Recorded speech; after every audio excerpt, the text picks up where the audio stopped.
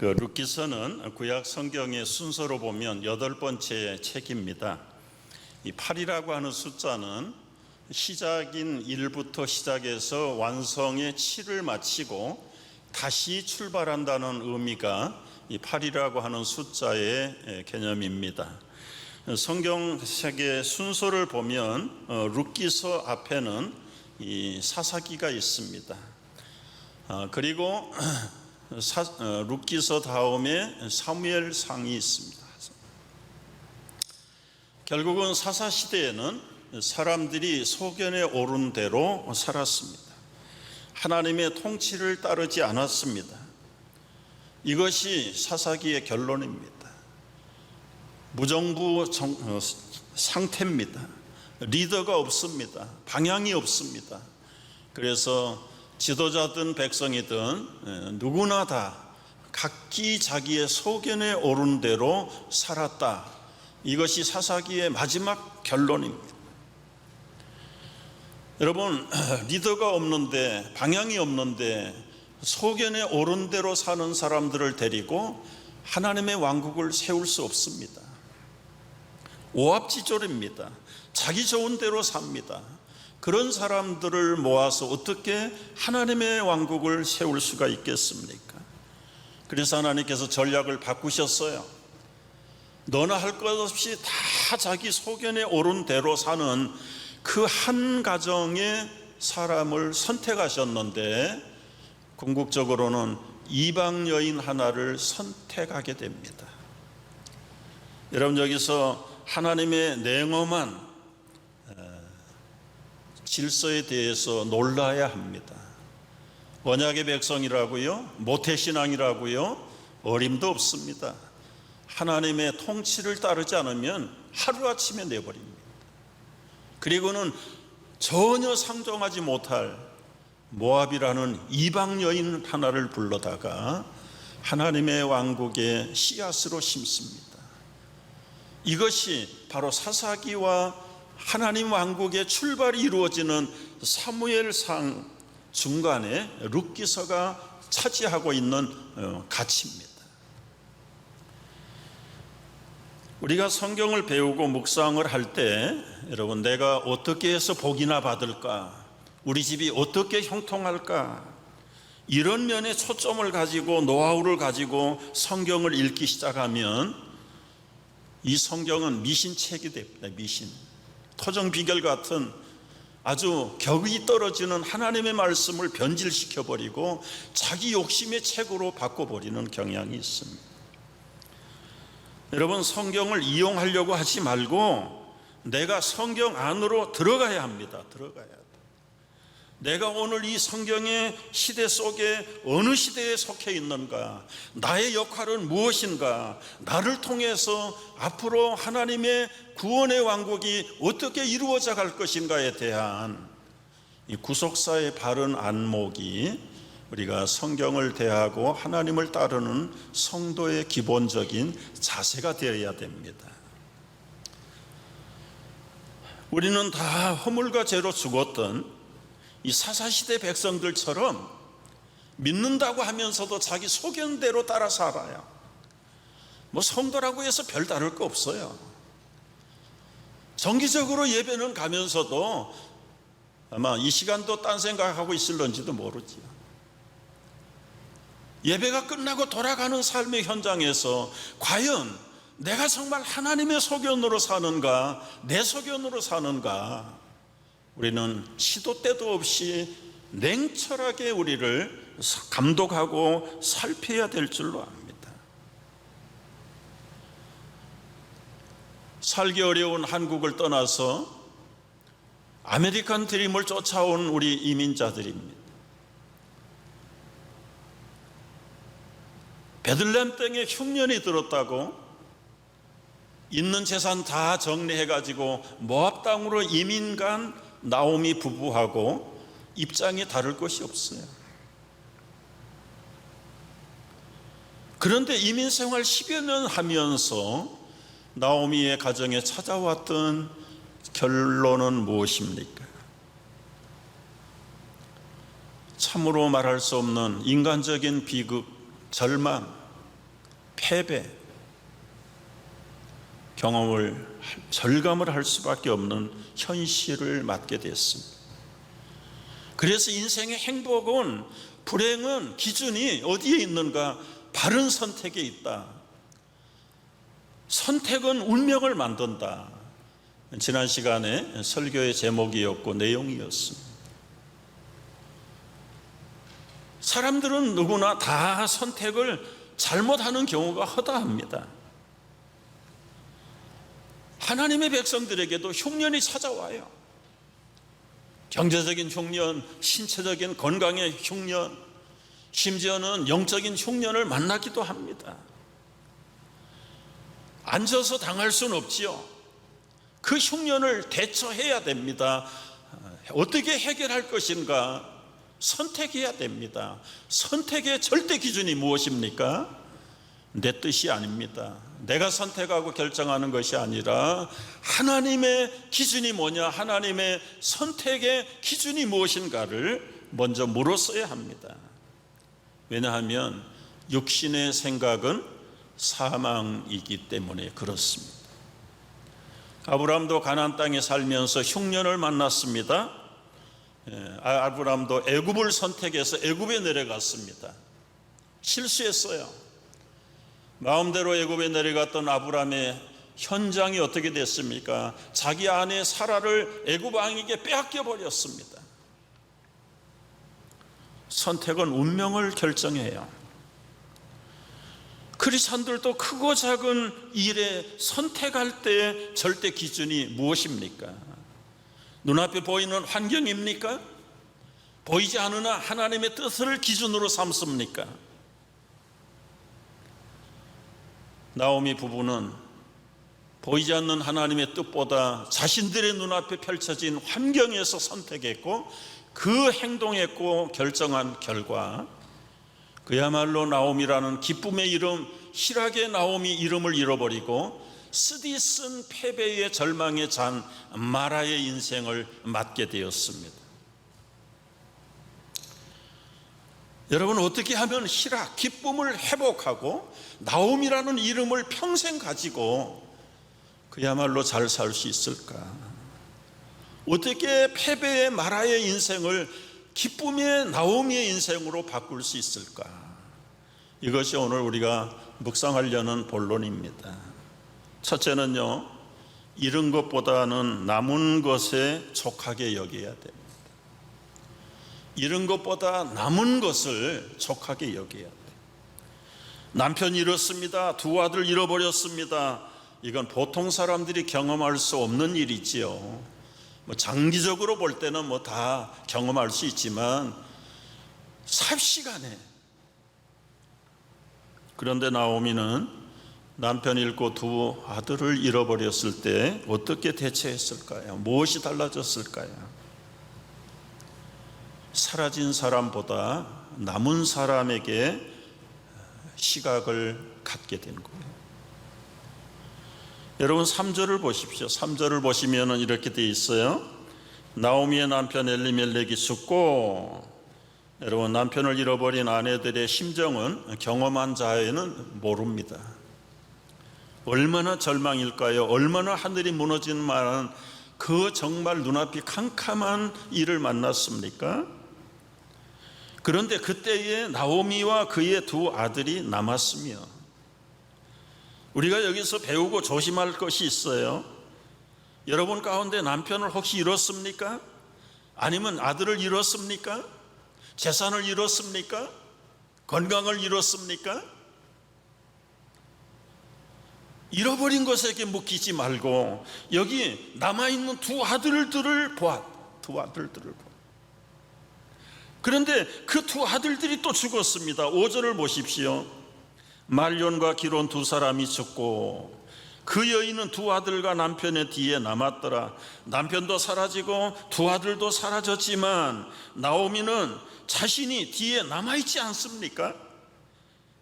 가족이 다 떠났지만 지금 내가 여기 있지 않습니까? 나는 살아있지 않습니까? 하나님을 원망하지 말고 살아있는 내게 관심을 바꿔야 돼. 더 더 이상 나오미는 떠나버린 남편과 두 아들에게 묶이지 않았습니다. 남아있는 자신에게, 그리고 홀로 남아있는 룻에게, 며느리에게 관심을 가졌어요. 여러분, 과거에 사업에 쓰디쓴 마라를 경험하신 분들이 계실 겁니다. 아직도 그 실패에 묶여 있습니까? 때가 어느 때인데, 몇 년이 지났는데 그 마라의 패배에 쓴 늪에 허우적거리고 빠져서 아무것도 못하고 금쪽 같은 시간만 수삼 년, 10년을 흘려보내고 있다면 그거 자체가 징벌입니다. 누가 뭐라고 했습니까? 자신 스스로가 벌을 받고 있는 겁니다. 남은 것을 챙겨보세요. 그리고 새 일을 찾아보십시오. 가진 게 없다고요? 남은 게 없다고요? 능력이 없다고요?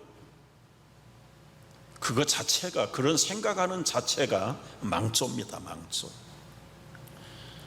우리가 누굽니까? 능력이 없으면 능치 못함이 없는 아버지께 구해야 될 거 아니에요. 지혜가 없다고요? 아이디어가 없다고요? 지혜를 구하라. 그리하면 후히 주시고 꾸짖지 아니하시는 하나님께서 우리의 생각과 우리의 모든 아이디어를 주신다고 약속하셨어요. 마라에 쓴 늪에 빠져서 포기하지 마시고 이제라도 돌파구를 찾아야 됩니다. 한국에서 절망과 마라의 인생을 만났던 어느 한 사람 이야기를 전합니다. 이 소년이 중학교 1학년 때 사고로 눈을 다쳤습니다. 그 무렵에 아버지가 갑자기 세상을 떠나버렸습니다. 이 소년은 점점 시력이 나빠져서 14살 때 완전히 앞을 보지 못하는 맹인이 되어버렸습니다. 아들이 앞으로 시력을 회복할 수 없고 맹인이 됐다는 진단 결과를 전해 들은 어머니는 8시간 만에 뇌졸중으로 쇼크차로 세상을 떠나버렸습니다. 고등학교 다니는 딸과 중학교 다니는 맹인이 된 이 소년 두 사람만 남았습니다. 누나가 이제는 동생을 보살펴야 되기 때문에 고등학교도 자퇴하고 재봉사가 돼가지고 밤낮을 가리지 않고 일하다가 과로사로 그 누나가 죽어버렸습니다. 이제는 앞을 보지 못하는 티네이저 한 사람 남았습니다. 삶을 포기하고 싶었답니다. 이 모습으로 살아봐야 그 당시 한국의 맹인들은 점쟁이 아니면 안마사밖에 할 것이 없다고 그랬어요. 그러니 차라리 포기하고 끝내는 인생이 지혜롭지 않을까 생각했다고 합니다. 그런데 마음을 고쳐먹었어요. 부모가 사라지고 누이가 사라지고 앞을 보지 못하는 자신 하나만 덩그머니 남았지만 그의 마음을 움직였습니다. 누가요? 살아있는 하나님의 말씀이 이 앞이 보이지 않는 그야말로 깜깜한 패배의 티네이저에게 임했어요. 그는 생각했답니다. 정말 자기가 봐도 아무것도 가진 것도 없고 내다볼 것도 없는 인생. 그런데 하나님이 왜 나 같은 것을 남겨놓았을까? 왜 나를 만드셨을까? 그러다가 말씀에 꽂혔어요. 창세기 1장 27절을 묵상했어요. 하나님이 자기 형상 곧 하나님의 형상대로 나를 창조하셨다. 하나님의 형상대로 나를 창조하셨다. 비록 아무것도 없고 앞을 보지 못하고 미래가 없는 그야말로 패배의 절망의 인생인 나지만 나는 내가 만든 것이 아니라 하나님의 형상대로 하나님이 나를 만드셨다. 그런데 난 어떻게 해야 될까? 한 구절이 또 이 젊은이를 깨웠어요. 로마서 8장 28절이 있어요. 다 같이요. 하나님을 사랑하는 자 곧 그의 뜻대로 부르심을 입은 자들에게는 모든 것이 합력하여 선을 이루느니라. 소녀는 이 두 구절 묵상하다가 힘을 얻었어요. 하나님, 나를 향한 하나님의 계획은 무엇입니까? 나에게 어떤 능력을 주실 것입니까? 나에게도 능력이 있지요? 나는 그 능력을 찾아보겠습니다. 그리고는 맹인학교에 입학을 해서 점자를 배우고 열심히 공부했습니다. 기도하면서 자신의 앞날에 30년의 인생 계획을 세웠답니다. 첫 10년은 최고로 공부를 잘하고 대학을 가고 유학을 가는 것이 내 꿈이다. 열심히 공부했는데요, 대학 입학원서를 냈더니 맹인이라고 거절당했습니다. 결국은 연세대학교에 입학을 하고 2등으로 졸업을 했습니다. 두 번째 10년은 행복한 가정, 행복한 자녀를 갖는 것이 두 번째 꿈이었습니다. 맹인학교에 점자를 배울 때 어려울 때 자원봉사자들이 왔는데 그때 자기를 도와줬던 그 여학생과 연애하고 사랑해서 부부가 됐습니다.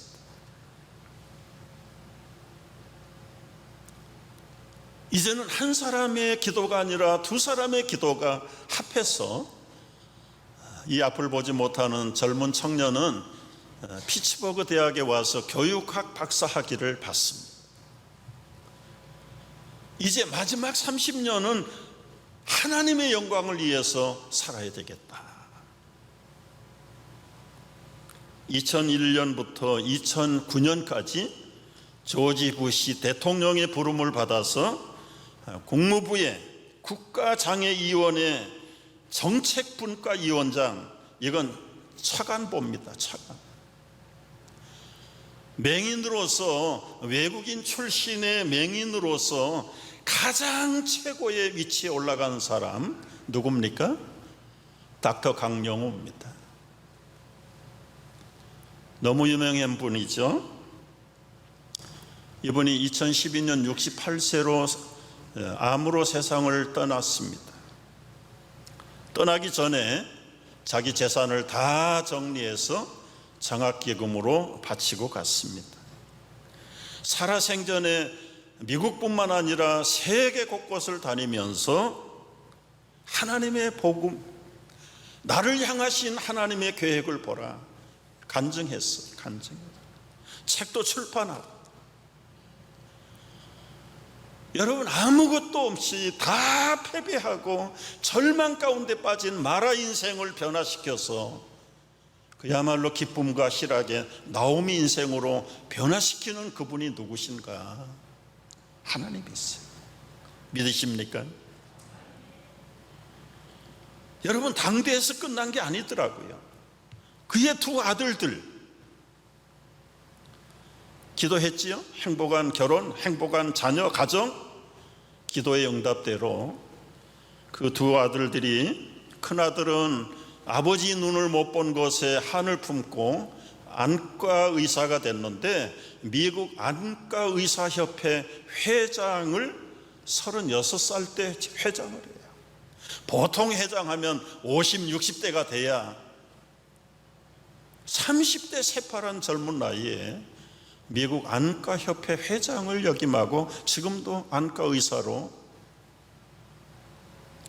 둘째 아들은 32살에 오바마 대통령의 보좌관으로 백악관에 입성을 했습니다. 여러분, 자신 하나도 앞을 보지 못하고 미래가 끊어진 마라 인생의 강영우 장로를 하나님께서 나오미의 인생으로 바꿨어요. 당대뿐만 아니라 아들들에게까지도 하나님의 언약의 신실함을 증거해 주시는 거예요. 우리가 살다 보면 원치 않는 마라의 쓴잔을 마실 때가 있습니다. 어떻게 하실 겁니까? 그 마라의 늪에서 여러분 인생을 탕진하고 포기하고 살 겁니까? 그건 산 게 아니에요. 살았으나 사실은 죽은 인생보다 더 못한 겁니다. 죽으면 다른 사람 속 안 새겨요. 죽지도 않고 속 새기는 인생, 마라의 인생입니다. 여러분, 우리는 우리 힘으로 하나님 바라볼 수 없어요. 우리 속에 이미 뿌려주신 하나님의 말씀의 씨앗들이 있기 때문에 그 말씀을 붙잡고 나와야 됩니다. 마라가 나오미가 된 비결 두 번째는요, 늦었어도, 매를 맞았어도 돌아가야 합니다. 돌아가야 돼요. 나오미는 우리가 이미 다 아는 대로 다 잃어버렸습니까? 몽땅 잃어버렸습니다. 자신의 인생의 정체성도 잃어버렸어요. 풍족하게 나갔다가 이제는 빈손이 아니라 사실은 쓴잔을 가지고 돌아온 사람이 나오미입니다. 나오미는 잘 먹고 잘 사는 웰빙이라는 뜻이에요. 그 웰빙의 나오미가 이제는 풀실이 아니라 미랄 하나라도 씹을 것이 없어. 그렇게 완전히 적자 빈손 인생을 들고 고향 베들레헴으로 돌아갑니다. 지난 시간 말씀드렸어요. 고향 땅에 풍년이 왔기 때문에 돌아간 거 아닙니다. 나오미가 바라봤던 이 시선의 초점은 여호와께서 자기 백성을 돌보시는 손 아래로, 하나님이 자기 고향 백성들을 권고하시고 돌보시는 하나님의 통치의 날개 밑으로 돌아간 것입니다. 모압 땅은 하나님의 총에 들어올 수 없는 땅입니다. 홀로 남은 나오미가 홀로 남은 룻 며느리를 데리고 베들레헴으로 돌아왔습니다. 풍족하게 나갔던 나오미가 10년 좀 지나서 적자 인생, 마라 인생으로 돌아왔습니다. 소문이 금세 쫙 퍼졌습니다. 요즘 말로 각색하면 실시간 검색어 순위 1번에 나오미가 떴습니다. 온 동네 성중의 사람들이 다 수근수근합니다. 19절 말씀 보십시오. 두 사람이 나오미와 룻이죠. 베들레헴에 이를 때에 온 성읍이 그들로 말미암아 떠들며 이르기를 이 사람이 나오미가 아니냐, 나오미가 아니냐. 수군거렸습니다. 비양거렸습니다. 그럼에도 불구하고 저들은 안면을 몰수하고 여호와의 날개 밑으로 돌아온 것입니다. 아무것도 없는 빈손으로 돌아왔습니다. 물질도 없습니다. 남편도 없습니다. 두 아들도 다 잃어버렸습니다. 그리고 나오미는 스스로 깨닫고 고백합니다. 20절, 나오미가 그들에게 이르되 나를 나오미라 부르지 말고 나를 마라라 부르라. 이는 전능자가 나를 심히 괴롭게 하였음이니라. 내가 풍족하게 나갔다가 여호와께서 내게 비어 돌아오게 하셨느니라. 여호와께서 나를 징벌하셨고 전능자가 나를 괴롭게 하셨거늘 너희가 어찌 나를 나오미라 부르느냐. 여러분, 여기서 나오미는 자신의 쓴 인생, 마라 인생의 책임 하나님에게 전가해요. 여호와께서 전능자가 나를 마라로 만들었다. 마라로. 여러분, 결코 하나님이 그렇게 하셨을까요? 자신들의 선택, 잘못된 선택이 자신들의 비참한 운명을 만들어 놓고도 핑계, 원망은 하나님께 갖다가 붙입니다. 전능자가 너를 괴롭게 했다. 나를 보라, 하나님의 뜻을 보라. 하나님의 통치를 무시하면 나처럼 나오미가 변해서 마라가 된다. 기회가 있을 때마다 만나는 사람마다 이 나오미는 붙들고 아마 한탄 같은 자기 신앙 회개의 고백을 하기 시작했어요. 여러분, 주께서 그 사랑하는 자를 징계하시고 그가 받아들이시는 아들마다 채찍질 하신다는 히브리서의 12장 말씀이 맞는 것 같아요. 자신이 스스로 잘못된 선택을 했어. 그래서 하나님이 자기를 징계했다라고 믿으면서 나오미는 자기 인생을 포기하고 이제는 마라의 인생을 살겠다고 결단. 이건 매우 잘했다고 저는 생각을 해요. 사실은 하나님이 직접 매를 때린 것은 아니에요. 자신이 잘못 선택한 결과에 쓰디쓴 마라의 잔을 마시는 나오미. 그리고도 하나님을 원망하는데, 그리고 하나님 앞에서 자신은 나오미 됨을 포기하고 나는 마라다, 이제는 마라라고 불러라. 마라. 여러분, 마라가 광야에서 백성들이 마실 물이 없어서 모처럼 연못을 하나만 발견했는데 물을 먹어보니까 써서 먹을 수가 없어요. 그때 모세가 거기에 나무를 던져서 쓴 물을 단물 되게 만든 기적의 샘이 마라의 샘입니다. 나오미는 생각했어요. 단물 같은 나오미의 인생의 우물에 쓴물 마라를 만든 것은 자신이 만들어 놓고 하나님이 그렇게 했다. 하나님이 그렇게 했다.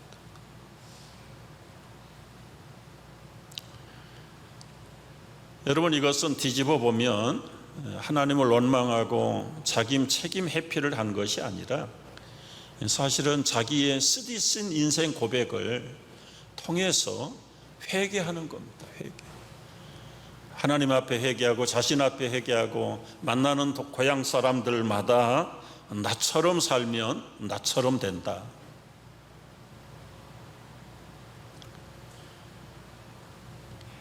여러분, 참 바람직한 자세 같아요. 하나님이 매를 때려서도 뻔뻔하게 정신을 못 차리는 인생들이 얼마나 많습니까? 근데 나오미는 스스로가 나오미 되기를 포기하고 하나님이 주시는 벌을 자기가 자처해서 다 받아들인. 궁극적으로는 하나님이 갖다가 핑계를 댈는지 모르지만, 그래, 내가 남편이 우길 때 말렸어야 돼. 아무런 단서를 붙이지 않고 남편 결정대로 따라 나선 결과 남편 잃었고 두 아들을 잃어버렸어. 하나님이 그토록 총에 들어오지 못한다라고 신명기에서 선포하셨는데, 그런 모압 족속들 가운데 며느리를 봤어. 이건 완전히 하나님의 권세를 무시해버린 거죠. 하나님이 율법으로 분명하게 선포를 했는데도 모압 땅에 가는 것조차도 그렇고, 모압 출신의 두 사람 며느리를 선택한 것도 스스로 하나님 되기, 백성 되기를 포기한 하나님에 대한 도전장입니다.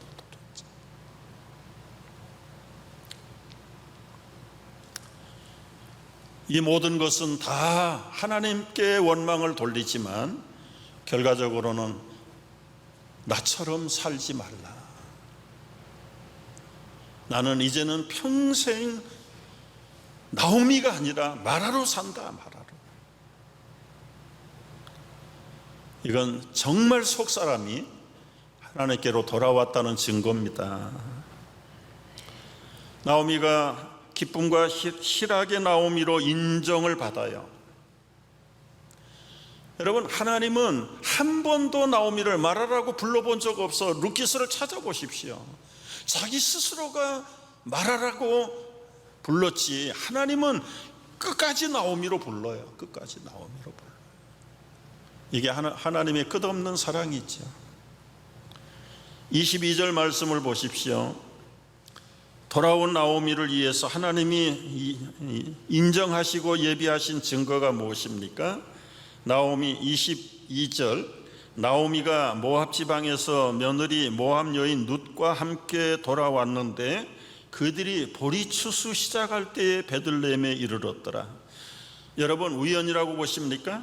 하나님 에게 돌아올 때 하나님이 사람을 위해서 모든 것을 준비하고 계신다는 사실을 알아야 합니다. 돌아온 나오미를 위해서 보리 추수 기간을 준비했습니다. 이 보리 타작이 끝나면 그 다음에는 밀타작의 계절이 옵니다.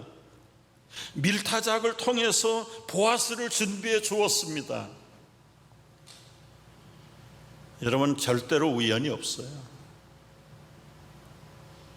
이스라엘 백성들 소견에 오른 대로 사는 사람들에게는 소망이 없고 다 마라의 패배의 인생을 사는 나오미를 통해서 버림받은 이방 여인 룻 하나를 예비해서 지금 구원의 씨앗을 심고 있는 겁니다. 얼마나 놀라운 신비한 구원의 계획입니까? 여러분, 알든 모르든 돌아오는 사람을 위해서는 하나님이 준비하세요. 탕자가 돌아올 때 아버지는 무엇을 준비했습니까? 신발을 준비했습니다. 좋은 옷을 준비했습니다. 가락지를 준비했습니다. 살찐 송아지를 준비해서 잡았습니다. 그리고 잔치를 준비해 놓았어요. 잔치는 먹고 마시는 축제입니다. 여러분, 나오미가 돌아올 때 보리 추수기를 만나게 하셨고, 끝나면 밀 추수기를 이어줬고, 밀이 끝나면은 보아스를 준비해서, 보아스는 만인의 구주 예수 그리스도의 조상을 준비하는데 이방 여인 룻을 불러다가 구체적인 준비자로 삼으신 것입니다. 여러분, 돌아와야 돼요. 여러분의 선택이 아니라 하나님의 결정 앞으로 돌아오셔야 돼요. 하나님의 뜻 앞으로 돌아오셔야 돼요. 하나님의 통치의 날개 밑으로 돌아오셔야 돼요. 기도하겠습니다. 아무것도 걱정하지 말고 돌아와야 합니다. 주 안에 있는 나에게 다른 걱정할 것이 없습니다. 마라의 패배에서 나오미의 기쁨을 회복시키는 주님께로 돌아오십시오. 십자가 밑으로 나오십시오. 그리고 모든 짐을 다 풀어버리십시오. 우리 주님은 자비하십니다. 늘 함께 하십니다. 당신의 궁핍함을 아십니다. 한숨 소리도 듣고 계십니다. 주님은 영원 불변하신 분이십니다. 우리가 마라의 인생을 살지만 나오미의 인생으로 끝까지 보호하십니다. 여호와의 날개 그늘로 나오십시오. 예수님의 이름으로 기도합니다.